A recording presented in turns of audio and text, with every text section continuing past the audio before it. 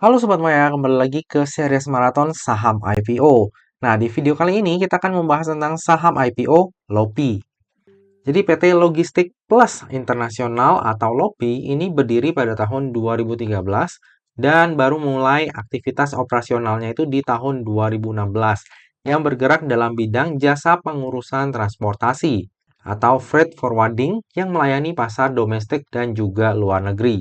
Nah, hingga saat ini Lopi terus mengembangkan usahanya ya, sehingga udah memiliki lebih dari 20 pelanggan dengan peningkatan armadanya, baik yang milik sendiri ataupun sewa. Nah, Lopi ini juga merupakan perusahaan hasil dari kerjasama ya antara pengusaha nasional kita dengan anak perusahaan Logistik Plus In yang berada di Indonesia.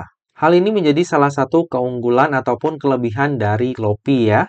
Nah, ini track recordnya kita ambil dari tahun 2019. Jadi dari tahun 2019, Lopi ini udah mendapatkan lumayan banyak kontrak ya Sobat Maya. Dan kalau misalnya kita lihat di tahun 2019, 2020 ini juga ada GE Healthcare ya. Ini perusahaan yang lumayan besar. Lalu di tahun 2021 juga mendapatkan kontrak pengiriman produk Philips Healthcare. Lalu di tahun 2022 juga mendapatkan kontrak pengangkutan batu bara dari PT Dekonaba Laju Pratama. Juga di tahun yang sama mendapatkan perpanjangan kontrak dengan PT Kilang Pertamina Indonesia. Di tahun 2022 juga masuk Logistik Plus Inc. USA sebagai pemegang saham dari induk perseroan.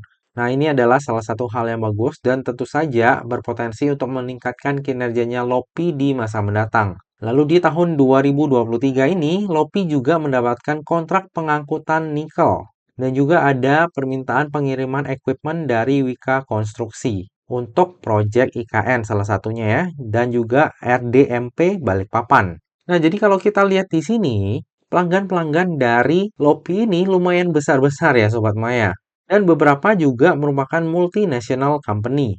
Jadi Lopi ini juga pandai ya melihat peluang nih Sobat Maya. Dan dengan masuknya Logistik Plus Inc. itu juga menambah jangkauan operasional perusahaan ya. Jadi Lopi ini juga punya potensi untuk melayani pelanggan seperti Amazon, Google, GE, dan juga perusahaan internasional lainnya. Dan hingga pada saat prospektus ini diterbitkan, Lopi juga udah memperoleh perjanjian kerjasama dengan PT Santos Jaya Abadi ataupun produsen kopi kapal api untuk rencana pengiriman produk dan juga nota kesepahaman dengan PT Angkasa Pura Property. Lalu lebih lanjut, Lopi juga sedang menjajaki kontrak kerjasamanya dengan pelanggan baru seperti PT Semen Indonesia, lalu ada Cimori, lalu Tiga Pilar Sejahtera. Jadi walaupun Lopi ini ukurannya masih perusahaan kecil, tapi perusahaan-perusahaan kliennya itu lumayan-lumayan namanya ya Sobat Maya. Coba kita lihat ya kinerjanya Lopi ini kayak gimana sih?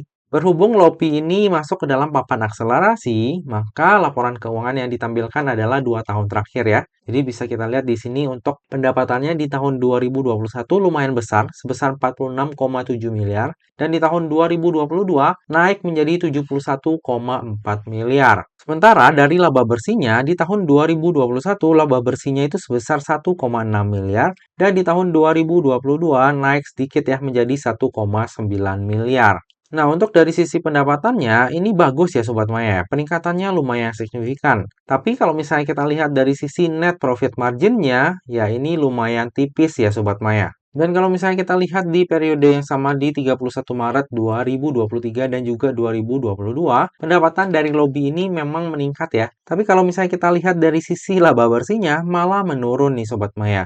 Jadi walaupun dari sisi revenue ataupun pendapatan, lobby ini naik. Tapi ternyata nggak bisa mengenerate pertumbuhan laba juga nih Sobat Maya. Nah sayangnya di sini ya, padahal revenue-nya udah naik, tapi ternyata laba bersihnya nggak ikutan naik secara signifikan. Lalu ini adalah customer dari Lopi. Bisa kita lihat nama-nama besar yang ada di sini ya. Yang paling besar nih contohnya adalah GE Operations Indonesia. Nah ini menyumbang pendapatan bagi Lopi itu besar ya Sobat Maya ya. Dan kalau misalnya Lopi ini konsisten ya mengangkut hasil tambang, kayak tadi di prospektusnya bilang bahwa udah mulai nih ngangkut hasil tambang nikel, maka harusnya pendapatan di tahun 2023 ini juga akan semakin meningkat. Lalu ini adalah para pemegang saham dari Lopi. Jadi pemegang sahamnya hanya ada 4 dengan kepemilikan saham terbesar dimiliki oleh Wahyu Dwi Jatmiko. Lalu di IPO-nya Lopi ini akan ada lock-up period ya Sobat Maya terhadap Wahyu Dwi Jatmiko, lalu Logistik Plus Multimoda Indonesia, dan juga Hening Ciptadi S selama 8 bulan dari semenjak Lopi ini listing di bursanya kita. Kalau untuk Bapak Taufik, ini nggak ada surat pernyataan lock-up-nya ya.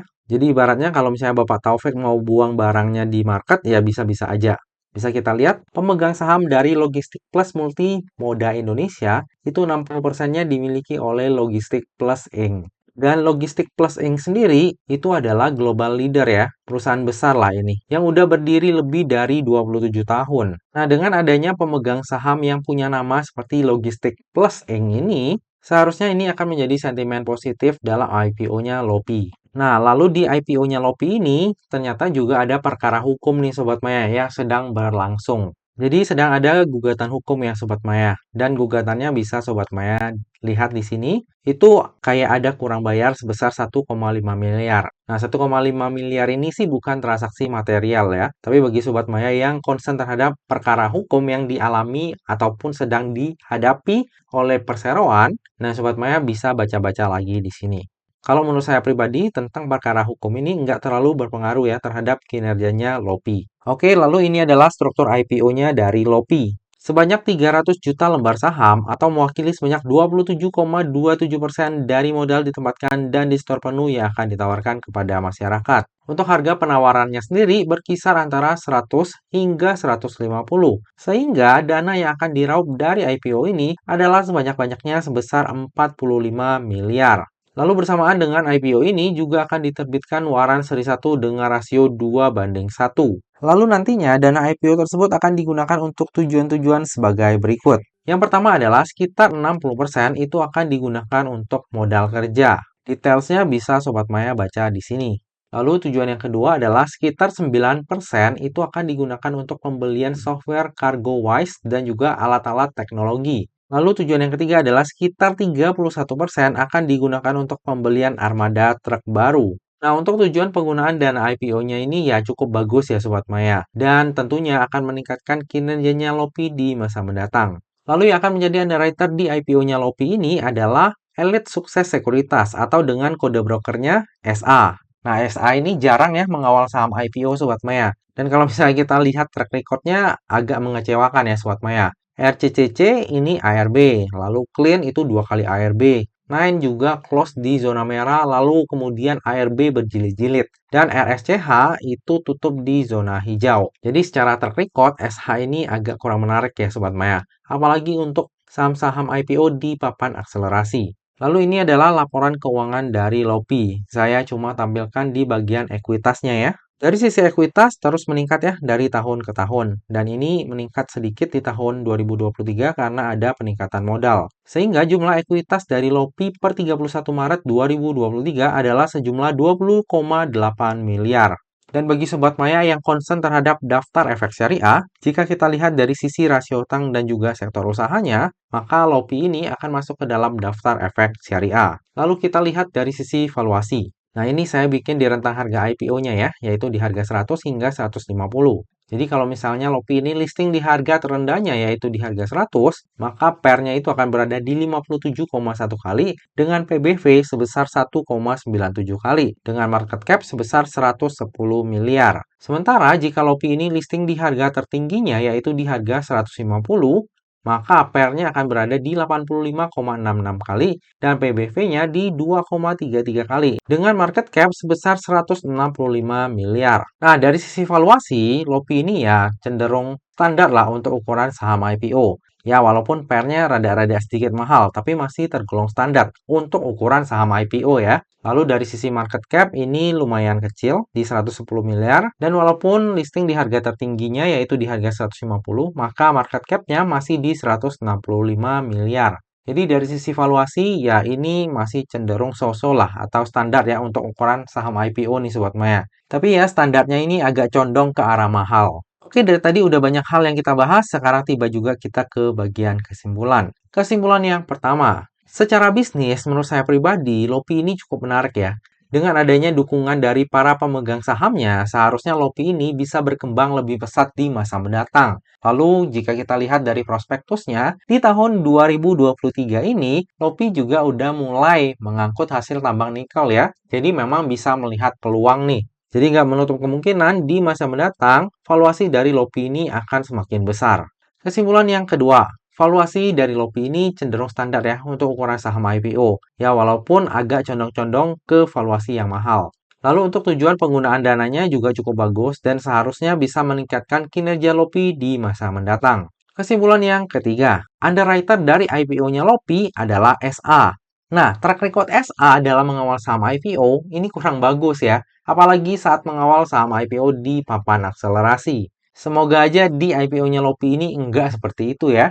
Kesimpulan yang keempat, bersamaan dengan IPO ini terbit pula waran seri 1 dengan rasio 2:1. Nah, hal ini membuat IPO-nya Lopi menjadi lebih menarik ya, karena tentu saja akan meminimalisir resiko kerugian di IPO-nya Lopi. Kesimpulan yang terakhir, saya sendiri akan wait and see dulu nih Sobat Maya, tapi cenderung skip. Sebenarnya bagi saya pribadi, Lopi ini menarik Sobat Maya. Kalau misalnya kita lihat dari para pelanggannya aja itu udah nama-nama besar semua nih Sobat Maya.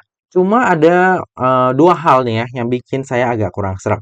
Yang pertama, entah kenapa saya jadi ingat IPO-nya PEC. Nah, PEC itu waktu itu kan pemegang sahamnya juga nama-nama besar nih. Tapi ternyata pas listing itu masih tetap dijorokin ke bawah. Jadi dari PEC juga saya belajar nih ya Sobat Maya, belum tentu nama besar itu bisa bikin harga sahamnya naik. Apalagi di papan akselerasi. Kalau misalnya nantinya dia turun, ARB berjilid-jilid nih, nah kita mau coba untuk akumulasi atau kumpulin, menurut saya itu lebih wise ya.